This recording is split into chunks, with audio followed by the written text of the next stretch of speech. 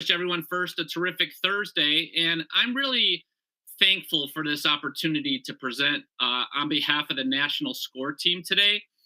And throughout my career, I've lived in almost every sales scenario. And it's going to be my pleasure to share just a few strategies with you all that I've experienced in the course of my career that have made me successful. By the way, if you're looking up on the board here, you have me beat if you visited the state of South Dakota because that's the last one on my list. All right. And Cody, I'm just making sure the slides are advancing. Okay. Awesome, everyone. Many of you may be involved today in a sales capacity, or perhaps you have your own business, small business, or potentially even a large business, and you have goals, right? You want to be as strong as possible. So I'm going to provide a couple of simple ways for you to engage your customers, your target audience, and maximize sales success. But before we do that, I'd like us to warm up our brains a bit. Now, I'm based in the chilly, windy city of Chicago, where we actually just had an outbreak of snow again in literally almost April here. And I want to feed your brains with a little exercise, right? This will get us laser focused and we'll be in the right mindset going forward for this webinar. So I like you to go back in time for each of you to think about when you were a young child, what your childhood dream job was. Okay, so I'm going to give you a moment, maybe about 30 seconds. Think about what your childhood dream job was, something that really interested you. Okay, take a moment.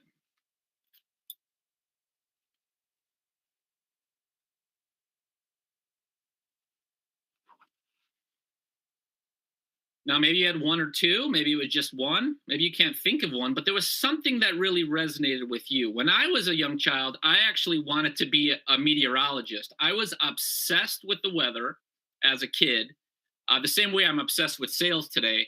And it's funny, I still love the weather. I've had a really big impact on my son being obsessed with weather as well. And there's a reason why I'm asking you that, okay? Thinking about your dream job, okay, thinking about the job you actually listed here, right? So, why was it your dream? What did you love about it? Let's think about that for a moment. What did you really love about it? Why was it your dream? Now, if you have that same mindset and you fast forward to today, right, in your current job, in your current career, right? I want you to think about these three pieces, these three questions. Number one, are you doing something you love today? Okay. Do you have passion for it? Two, is your current role something you excel at? Are you really good at it? Do you have the strong skills that are necessary for success? Are you developing new skills throughout the course of your work? And three, what about the value? What kind of value are you bringing to others? Are you helping others? So I want to challenge you to really think about these three pieces, how they apply to you, and maybe you're hitting one out of three, perhaps two, or even maybe all three. Now what we're going to do is pause for a moment and kind of assess and engage you and see how you feel. I'm going to have Cody actually bring up a poll question. You may see it on the screen via PowerPoint, but also a poll question as well, and then get your feedback.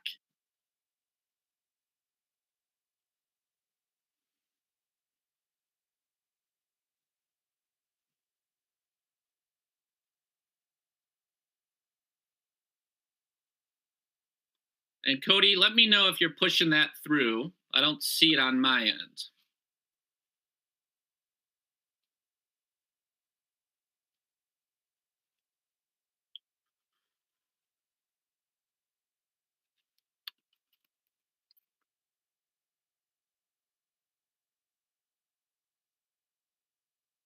We'll give you a moment to answer that question.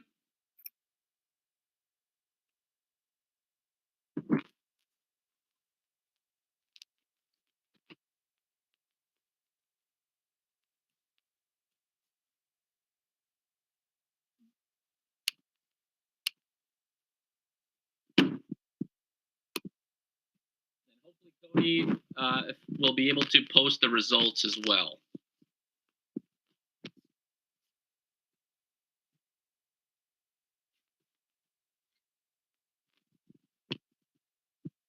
And if not, Cody, let me know if you're there to post the results.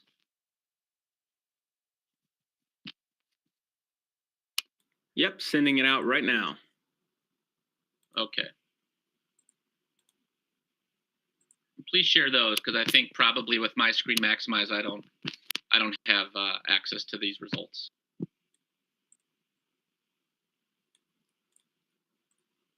Let me send them to you real quick. Thank you. So actually, I can just tell you them if you'd like to. Yes, please. Share with the group. For extremely confident, we have 12%. For somewhat confident, we have 36%.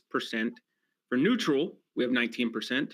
For little confident, we have 21%. And for not confident, we have 10%. All right.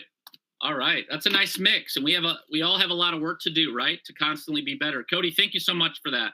We appreciate that. We'll have another poll coming up in a little bit, but let's move on here. Okay. So as salespeople, right, or business owners, we have numbers to hit, right? That's the big thing. We have quotas to achieve, right? Goals to hit, and potentially a lot of money to make, right? And there's a lot of pressure constantly to get this done. So with the constantly changing sales landscape, if you're a successful professional today, right, and we just saw the feedback you gave, will you be great tomorrow?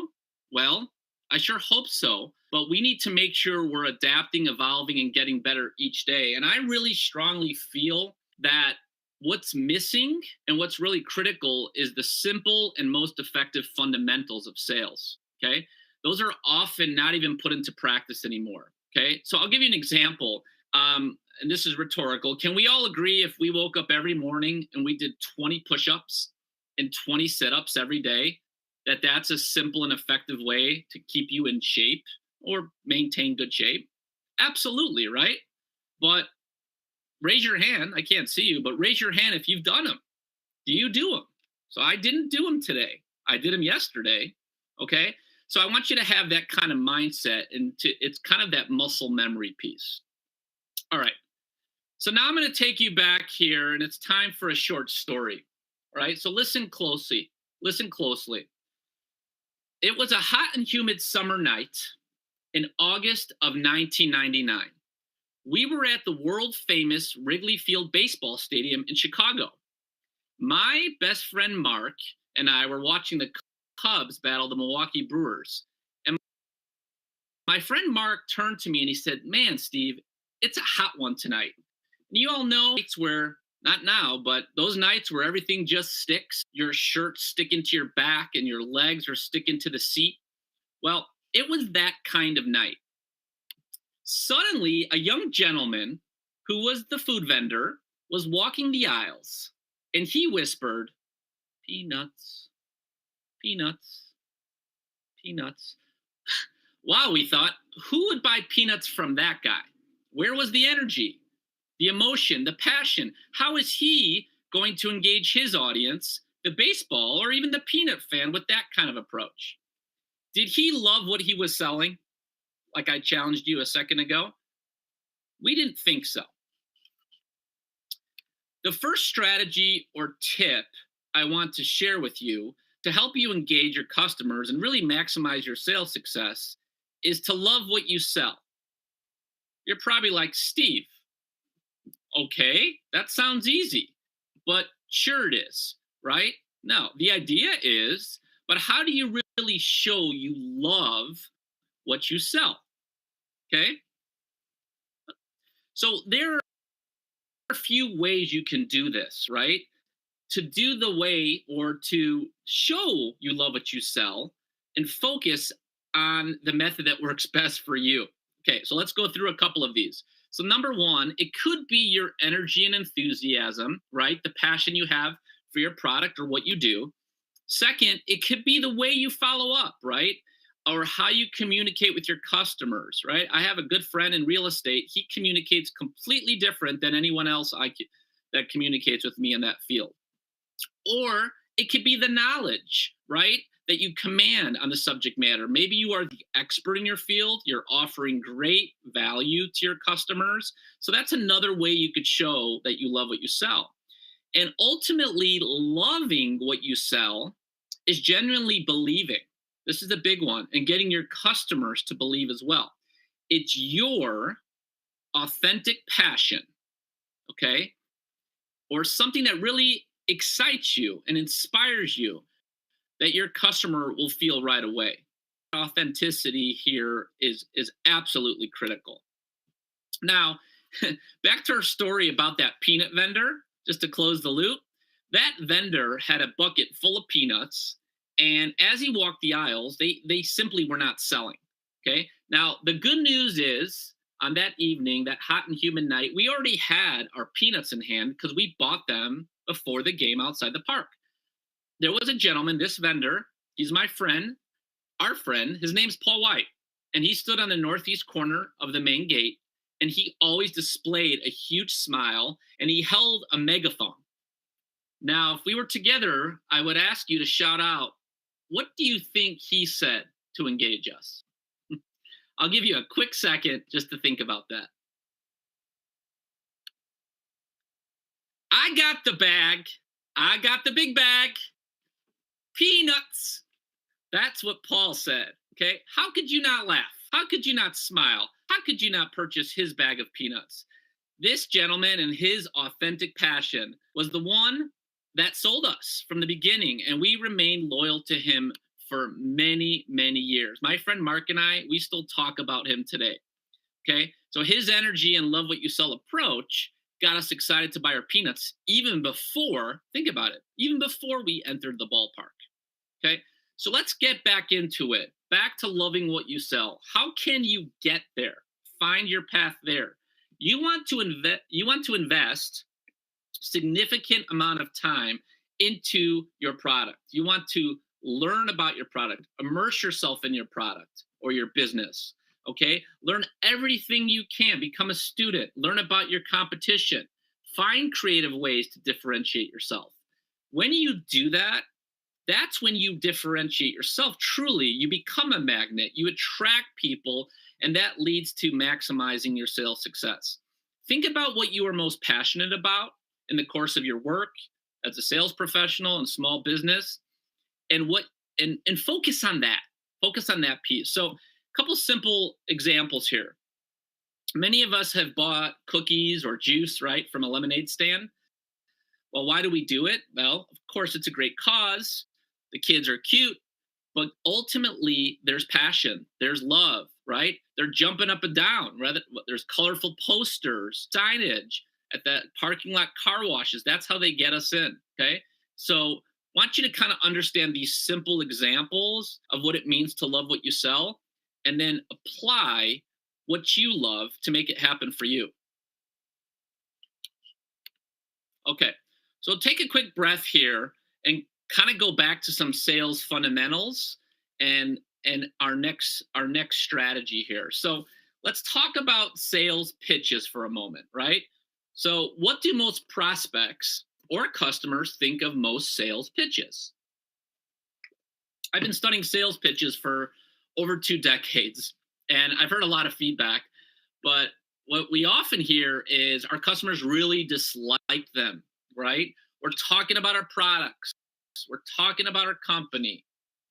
We're giving them all sorts of stats and facts about, right? And we tell this to salespeople, and they still do it. We're just simply talking too much. And remember, for those people in sales or that do own a business, if you take this sales pitch approach, you often are making your customer uncomfortable, and this is leading to that negative stigma, right, of some salespeople. You got to remember this one point. Your features, your benefits that you believe that you are conveying mean nothing to the customer, right? Until you find out what they need, right? And what they really care about. So many sales professionals, we talked about this, and even early in my career, have been trained and are now conditioned really to be ready with their pitch to the customer, right? Their pitch. Now, does it ever work? Sure.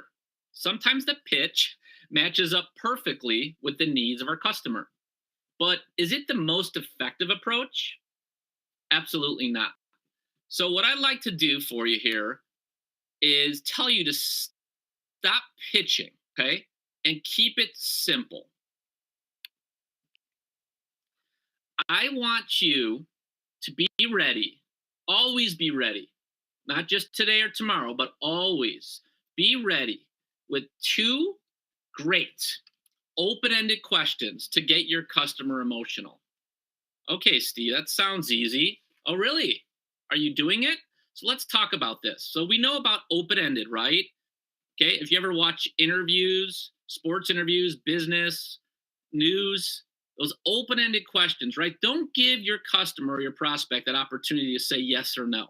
Okay, so here's an example. Here we go. Whoops. Of some open ended questions, right? By asking open ended questions, you're giving your customer an opportunity to convey to you what's most important to them. Then you can tailor your presentation to specifically fit their needs. With this scenario, they're the ones speaking and not your one way pitch. They may have a need, a frustration, an expensive pain point that you need to uncover. And when you ask these open ended questions, you could help them identify those. Okay. That's going to increase your chances of sales success. So I may ask you, do you get along with your boss? Okay. That's a yes or no, closed ended, right? Now, if I say the relationship you have with your boss, or tell me about the relationship you have with your boss, I see the difference there. So there's another piece to it, right? We know to be ready with two great open ended questions. But what about getting the customer emotional, right? Emotional. So this gentleman, Robert Plutchik, was a professor and a psychologist at the Albert Einstein College of Medicine. And he came up with this theory of emotion and considered there to be 8 primary emotions. Now, take a look at these for a moment. Any of these look familiar to you? Think about during the course of your work as a sales professional or a small or large business owner, okay? Are you dealing with these emotions? Oftentimes, these emotions act as triggers for new behavior. And there's many other emotions besides these. But one thing to remember here, people often won't change what they're doing unless they feel something to act on. So let's think about a scenario here. Customers buy products today from a salesperson, and let's say they have a really good relationship with that salesperson, right? Then another salesperson, let's say you, comes in and starts pitching products. How's that going to work out? Not so well. So again, isolating this principle of asking open-ended questions to get them emotional, there has to be a reason, right, that they would even consider changing to you. And they have to get emotional about it, right? Again, it could be upset about their pricing, disappointed about their great service, or something else. So you have to uncover these frustrations. That'll be the key. Here's your homework assignment. Write down 2 questions that you can ask potential customers to help uncover these emotions. Okay? You can write them down now quickly. I'll give you a quick 20, 30 seconds. Or homework assignment for you, write down 2 questions that you can ask potential customers to help uncover these emotions. Okay? So open-ended.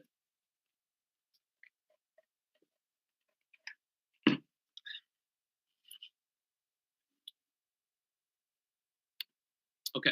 All right. Moving on. I like to, and I thought this was really pertinent, especially with the changing landscape. Let's talk about LinkedIn for a moment.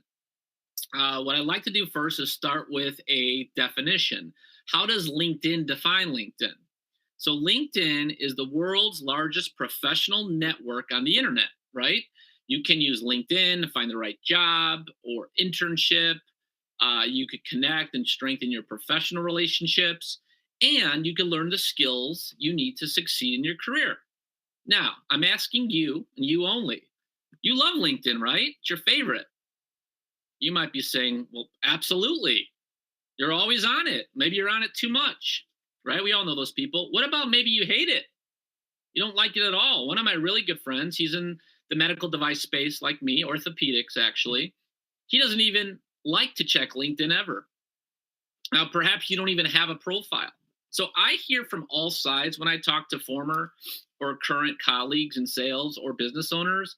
So let's dig in a little bit here to understand how we can engage our customers and maximize sales success with LinkedIn.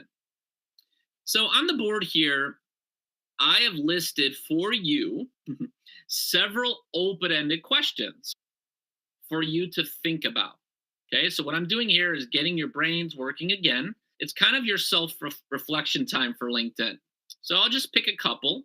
What is your messaging, right? When you try to connect? What's the goal of your post? I want you to look at these for a moment. And part of the homework assignment, I want you to pick 2, maybe even 3 of these that you are going to focus on improving on for this next quarter. If you think about it, tomorrow is the second quarter of 2022. Okay. So which of these are you going to spend time on? And I like to also sell is my favorite, but I like to share also an example of how this has worked for me. So I'm in the medical device space again, selling anesthesia and respiratory. And there was a customer, a prospect of mine, who I really was not getting great reception from. I wasn't able to get in touch with her via the phone, via email, all those kinds of things, even texting her phone number. You got to be really creative this day and age. So one thing that I did is I started to take a sincere initiative, right, in her world, okay, and hung out on areas in LinkedIn and social media where she shared content. And I provided my own content as well as thought-provoking conversation. So by going outside the box there, I took a sincere interest in this customer, and that ended up earning me an appointment. So again, that's how I leveraged it. It was a very unique way of doing it. When I heard from a lot of my peers and or competitors in the industry, she was very difficult to get a hold of. All right, so we'll take a pause for a moment here. If we were, or about halfway through, if we were in person, I would have you stand up and stretch for a bit. Maybe you're already standing, but I really like to ask you a question, okay? Think about this question for a moment. Why did you sign up for this webinar? Well, maybe to learn some quick tips, fresh ideas for the new year, maybe to make your lunch hour productive, or perhaps it's the same reason why I sign up for sales webinars. It's important to constantly feed your brain to stay sharp and to be able to adapt, right, in this changing sales landscape. Think about your education and your career. You might have attended a prestigious university, but what are you doing to stay sharp? Okay. I personally love learning from sales engagement podcasts and listening and reading different books on sales philosophies. I tell my friends that after college and my colleagues that I never picked up golfing. On the weekends, I would be attending seminars, studying new sales methodologies, and that became my hobby. So I wanted to share on a recent sales podcast. Many of you might be familiar with Jeffrey Gitomer. He's the author of that Little Red Book of Selling, as well as the Gold Book of the Yes Attitude. He referenced this quote on the board from Jim Rohn. And Jim Rohn was an entrepreneur, motivational speaker. He mentored the likes of Tony Robbins, and he influenced many, including Brian Tracy. But the key pieces here is you're on this webinar, and that's an example of self-education, right? Your drive to further yourself and taking your learning into your control, right? So I want to commend you for being here, and thank you again for joining. Okay, for our next strategy to help you engage, maximize sales success, let's take a look at this definition. Go ahead and read that definition on the board. A reason or argument offered in disagreement. Okay. So let's think about that for a moment. That'd be pretty scary, right? That's the real world, by the way. Hopefully not the road you're on today, but the real world. What are we talking about here? So that definition is an objection or a barrier. So I want you right now to start thinking about objections and how they apply to your world. So in any sales or any business situation you may be in, what objections may you hear? And how can you combat those in advance, right? Before they blow up and often consume the interaction with your prospect or your customer. So let's take our virtual whiteboard here up on the screen. If we were together, this would be a great exercise. We would write down some of the top objections that you actually hear. But I want you to take a quick minute now. I'll give you about 30 to 60 seconds to write down one or two objections that you may hear during the course of your business or as a professional salesperson. Okay? So write those down. Barriers to success, objections.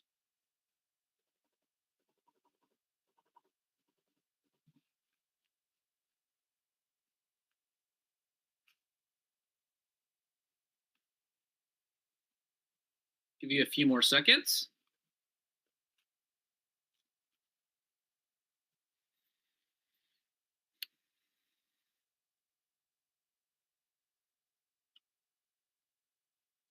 Okay. Okay, make sure you keep those on hand because that's going to be important in a moment here.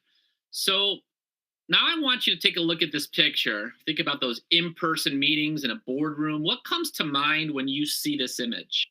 Now, for me, for many of us rather, it can be very intimidating. But for me, it's an opportunity to shine, okay? It's the scene before the room fills up. And in my case, often at a new products committee meeting or a corporate value analysis meeting at a large hospital system, which has been my world. And presenting in this environment through 50 states, actually 49, as well as Latin America and Canada, really gave me that opportunity for 25 plus years for some very valuable sales opportunities and objection handling and really every sales scenario under the sun.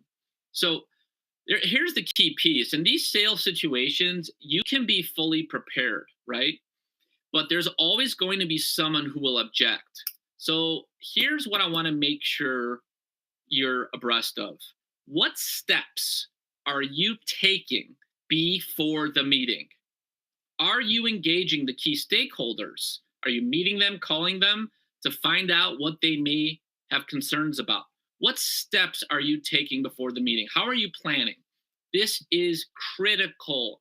Early in my career, I walked into one of these meetings, was on the East Coast, and I knew like one or two of the committee members, and it didn't go so well. And I really learned my lesson. So what you want to make sure you're doing is engaging everyone involved in the sales process, okay?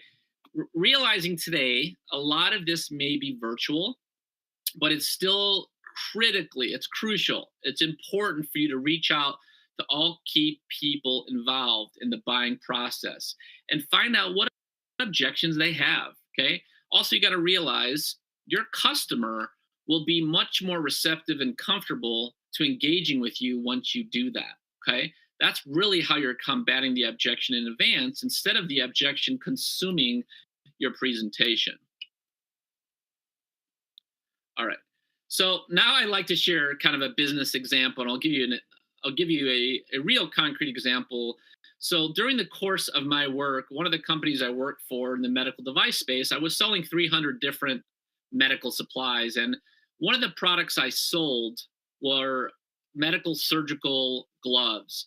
And I can't even tell you how personal these items were and how much doctors and nurses hated to change them. So this is one of the most difficult sales scenarios. And during the course of my travels, and here's one example, with one of the products, I kept hearing objections over and over again, specifically with this new product we launched that had, oatmeal inside the glove. It was supposed to soothe the skin. So instead of, instead of kind of waiting for people to complain about the color of the glove or what it does to the hands or what they think the sizing, I actually brought it up in advance. So I would actually tell the customers, hey, just so you know, this glove, we did some focus groups and talked to many of your peers, and we found out that based on the coating with the colloidal oatmeal, that white would be the best color. I really like the green color too, but that's kind of the thought process behind that. And just talking about anytime you switch gloves, there could be skin irritation, and gloves are like shoes, right? You may have to size up or down. So those are the kinds of dialogues that you could have in advance. I think you kind of get the point here. But closing the loop on this, you should have already written down a couple of objections you may hear. And now I want you to think about how would you combat those, okay? So you could even just kind of write a little note, homework assignment, top objections, and then next to that, top objections, you'd say top 2 or 3. How would you combat those? Okay, that's critically important, right? Think about how much better things may flow. And then the other thing I like to do is give you a personal example, right? I shared this one with a real estate group because this situation obviously was about selling a house. And this was me personally. I lived in the northwest suburb of Chicago. And at the time, I was getting many, many, many showings of my home, but we weren't getting second showings, right? It's much like a sales call, right? You get that initial call and then you don't have interest. So started to think, what was the problem? What were the objections? I thought maybe our house was too expensive, or was it the size of the house? So we actually read the feedback, and we found out that people were concerned about the neighbors, the neighborhood, the location. So to make people feel most comfortable, it took the time to actually combat that in advance. I wrote a letter, as you can see here, about how warm the neighbors are and how the location is excellent. And you can see I emphasized that, those objections, and just kind of end on a really positive thought. We'd be happy to answer any questions you may have. We hope our home may become your home. Now, what happened? Was it magic? No. We had 2 offers the following week, and we sold the house. Now, was it because of the letter? Well, maybe, maybe not. But the key was what? Was we took the time to combat the objection in advance, okay? Well, there's a personal example for you. All right. All right, we're in the stretch run here for some Q&A. So switching gears now, I want you to think about your typical day and think about the people you work with, okay? All the people you work with. It could be your coworkers, your boss, your colleagues, a prospect, or even a current customer today. Now, all the same people, right? Well, of course not. We know there's often similarities, but there are absolutely many stark differences. Think about it, right? Where are your customers from? Where are the people you work with from? What is their background? Perhaps they're from another country, right? They have a different first language. For example, if you may travel a lot, or you're a road warrior like I was, spending about 5 days a week on the road, you may communicate today with somebody from New York City, tomorrow from Oklahoma City, and then next week someone from Mexico City. And I had weeks like that. So how are you adapting, right? Maybe you're focused in a smaller territory or region, as I'm based in the Chicago market today. Think about your customers, right? Maybe it's the pace they operate at that's different. Maybe it's the sales cycle process they have in place. There's also all this investment in data analytics, right, to make best decisions for their business. I work in the healthcare space, right? So acute care and hospitals, that is a huge piece, right? Many organizations are using this information to optimize their performance. So kind of find out, dig in a little bit about the process and what works, what they think success looks like, so you could help them. Okay. You want to find out 2 things. You want to find out their motivations, and you want to find out, the top challenges they face. Okay. So here's our friend, the chameleon, right? We know the chameleon, right? They're part of the lizard family, right? We know what's unique about them, right? They change colors, right? Check it out. They're going to change colors on us. But why? Well, they disguise themselves from predators. That's a big piece, right? But that's only the secondary reason why most chameleons change colors, not the main reason. Scientists believe chameleons change colors to reflect their moods. Could you imagine? Like we're getting red, right? We're getting excited or upset. Darker colors tend to indicate a chameleon is angry. And why do I bring this up? These colors actually send social signals, right, to other chameleons. They're using their body language or these colors to communicate. So I want you to think about that, right? The body language piece and how that affects your business, right? And your world as a sales professional. Okay, we're going to do this one again. It's time for another poll question. And then we'll have Cody put that up for the attendees. And then Cody, if you could be so kind, you could give me the percentages for A, B, C, and D as well. All right, just send it out. You guys should be seeing the poll question right now. And a little narrative here, if you could hear me. Thanks, Cody. Albert Morabian is a professor of psychology, and he was originally trained as an engineer, and he's best known for this publication on the relative importance of verbal and nonverbal messages. So I want you to answer that question. We'll give you about 30 seconds to a minute. Thanks, Cody.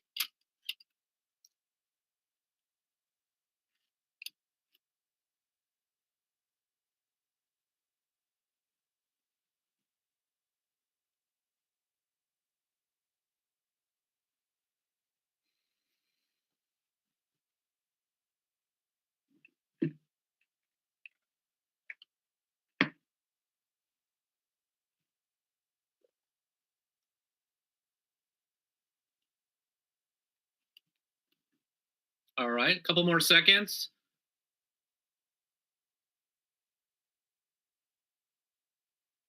And then, Cody, I'm guessing you'll be able to share the percentages on what our audience picked for each.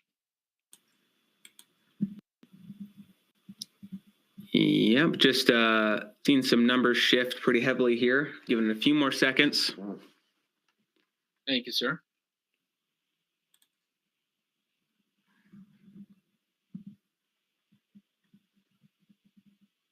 All right, so I'm going to go ahead and send these results out to the audience real quick. Everyone should be able to see it. So for A, we have 8.9%. For B, we have 20.9%. For C, we have 54.6%. It just shifted, actually, went up slightly. And for D, we've got 15.1%. Outstanding. All right, so a nice mix there. And it's interesting, right? You got to think about this. Thanks, Cody. You got to think about the sales scenario you're in. But Albert Morabian, he went ahead with, let me advance here. He went ahead and believed it was C, which looks like 54%, right? Very minimal, the voice tone and then the body language. And I like you to think about, let's put this into practice, right? You're in front of a customer today. Gosh, and it could be virtually like this, right? This is a one-way communication right now. What are you looking for, right? If you're engaging your customer, sure, you're listening to their words. You can't help it. Are you really listening? We're hearing their tone, but the body language piece is critical, okay? Especially on those Zoom or those GoToMeeting or those Teams calls where you are able to see the other party or that prospect or customer on the other side. So what we've really been discussing here, okay, to bring this to light as a strategy is how important it is to be adaptable, to connect with your audience, right? And to, much like that chameleon, and also to listen and read body language, okay? These are things discussed, but I've seen salespeople, and we all have been there, where we just go and revert to what we're comfortable with. No, being adaptable is extremely critical, okay? And as you acclimate, right? As you acclimate to your customer and you understand their needs, you're going to be positioning yourself for a greater chance of sales success. And when you read their body language, okay, you're going to get help determining what challenges they face and how you can adapt best to their priorities, right?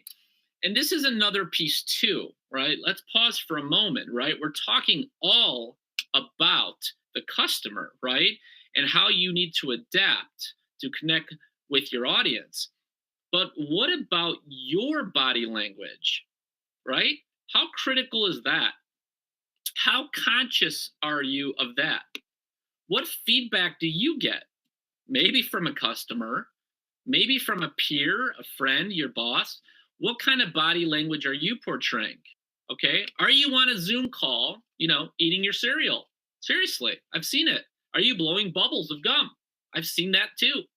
Or maybe worse. Okay.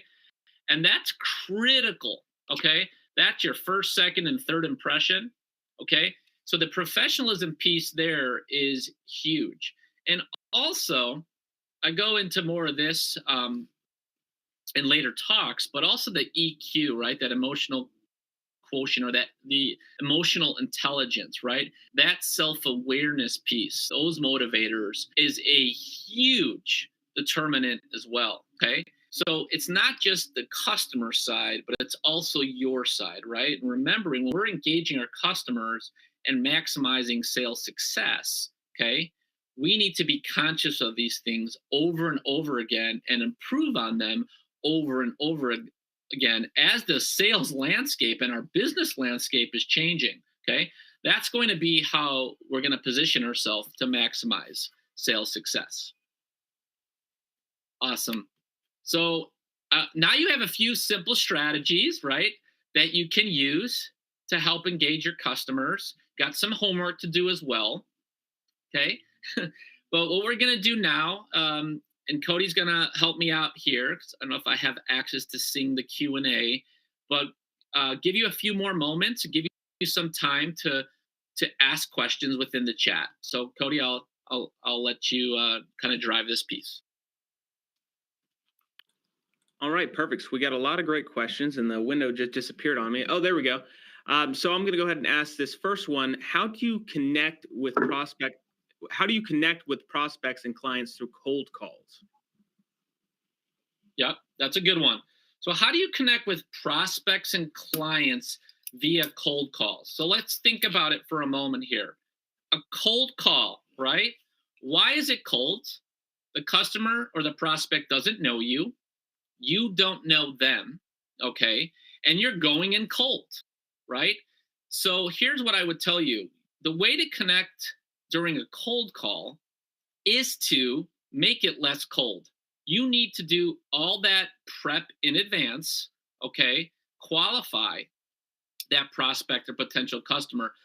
Find out what's important to them, where their focus is for business, okay? Do a little bit of research even before your call and have those two open-ended questions ready to go and things that are critically important to them to resonate with them, right? You know it's going to be cold, but you can make it cooler or a little warmer, right? If you do that homework up front.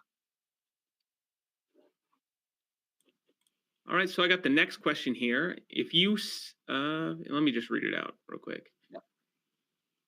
Okay, here we go. Yep. If your sales are based mostly through written and graphics, what tips do you recommend?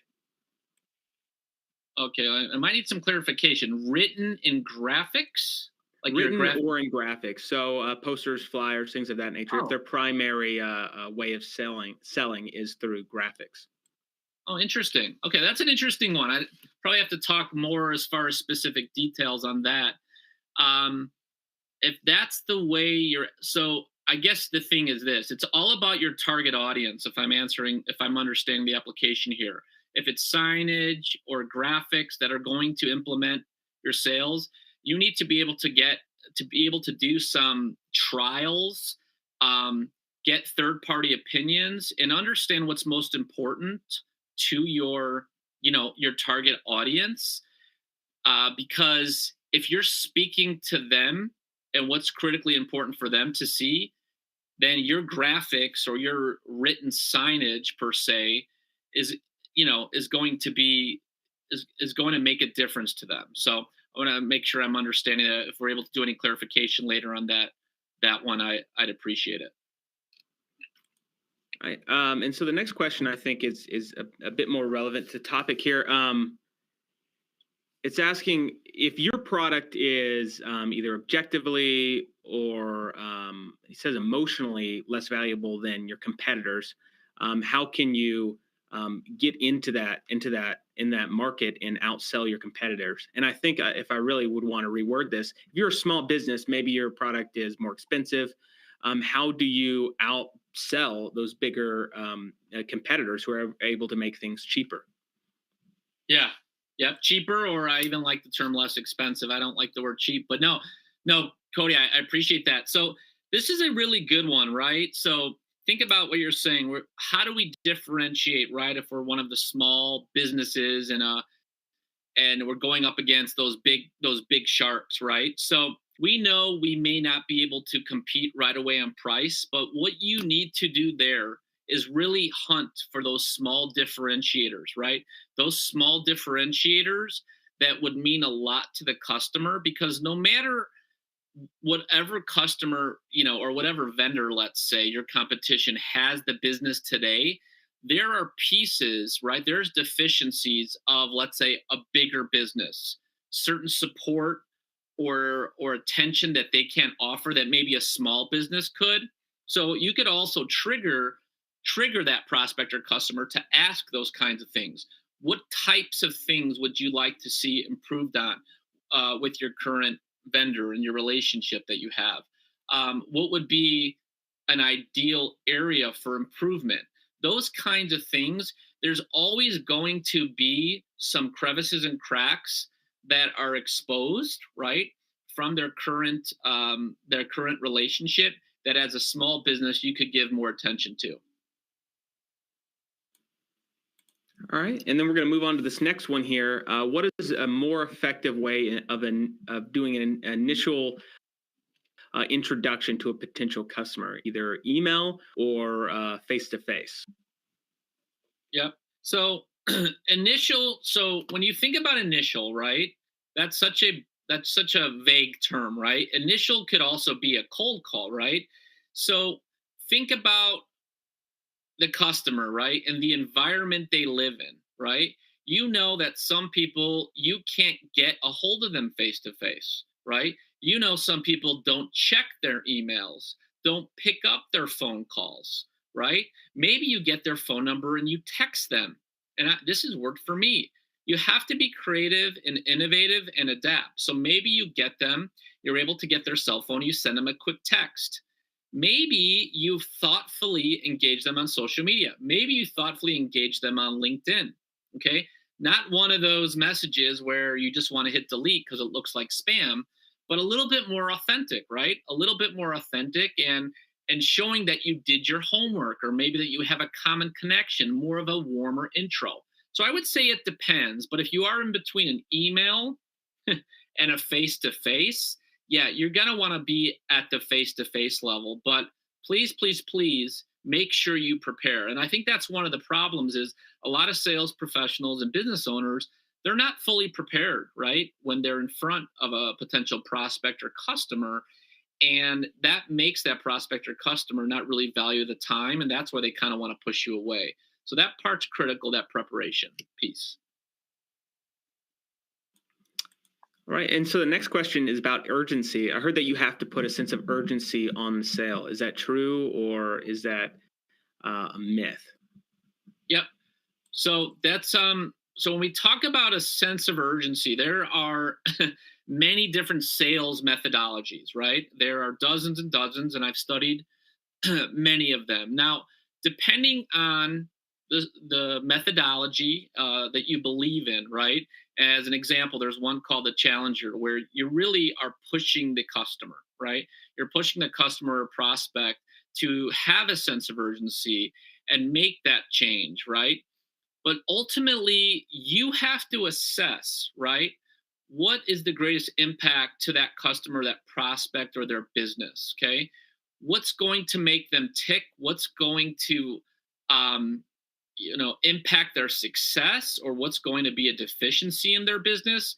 And based on that, you can determine the urgency. And ultimately, you have to find out from them, right, what's most urgent in their world. Because if there is a project that you have that, let's say you want to get them to buy X, Y, and Z, and that's not something that's even in the top of their priority bucket, maybe it's in the middle or the bottom of their pile, it's never going to happen. So it's that combination of them having a sense of urgency, you evaluating that sense of urgency, and you helping them meet that goal. Right. And so the next question is, can you give an example of the last time that you were sold to that maybe the sales pitch surprised you in a good way, or maybe it was just so bad that you're sitting there, I don't know, maybe taking notes on how to improve it? Wow. That's a good one. So again, I've been to many seminars. I've been out in the field with thousands and trained thousands of reps. You know what? It's funny is I would say it really is the cold calls that I've been getting, and many of us have been getting, right, from a lot of the telemarketers. And there's been one coming up recently about COVID, and it was kind of humorous when I was actually in the elevator, and the first thing the telemarketer had said was she threw out some stat. Like, she didn't even say hello, and she kind of caught me by surprise, and I was like, wow, good job. That's a pretty good stat. But I'm in an elevator right now, and I'll call you. So it's just funny. There's so many, the dynamic is so interesting, and there's so many different methods and styles that work for some and don't work for others. But ultimately, what I do know is this.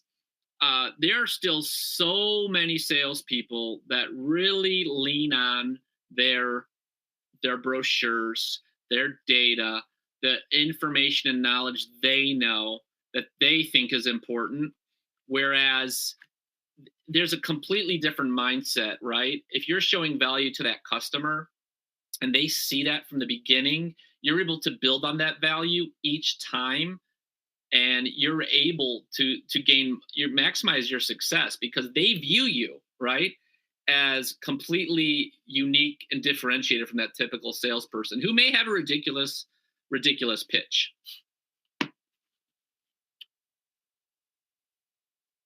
All right. So the last question that we have before we go is, are there any suggestions as far as good podcasts or books that you've read that some of these small business owners can read or look up after this to try to get a better foothold in improving their sales? No, absolutely. A couple things. First of all, my contact information's here. And I could offer some great intel as well. But a couple of spots that I really like. Thank you for that, Cody. A couple of spots. I really like the Sales Engagement podcast, and I am a huge fan of the Sell or Die podcast by Jeffrey Gitomer.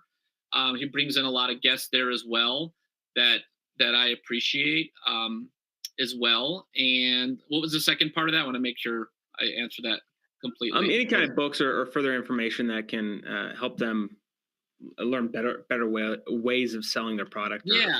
So for sure. And I also, it's interesting, and whether you love them or hate them, Steve Jobs actually wrote a book about how to be insanely great in front of any audience.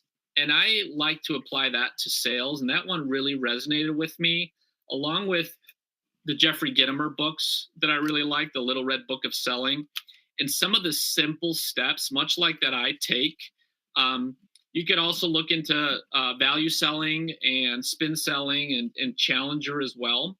But those are a couple. There's so many resources out there. Podcasts are incredible, and also even on YouTube, sales scenarios. You could check out my website too, and I'll be able to offer some more resources as well.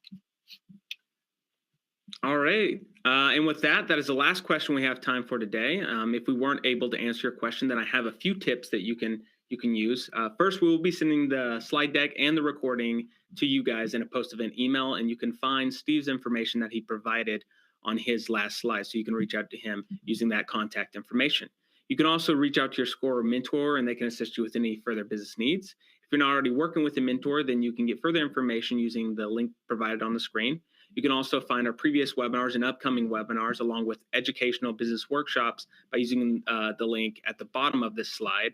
And just like everything else at SCORE, it's all free. All right. With that, I'd like to thank Steve for joining us today and sharing this valuable information with the SCORE audience.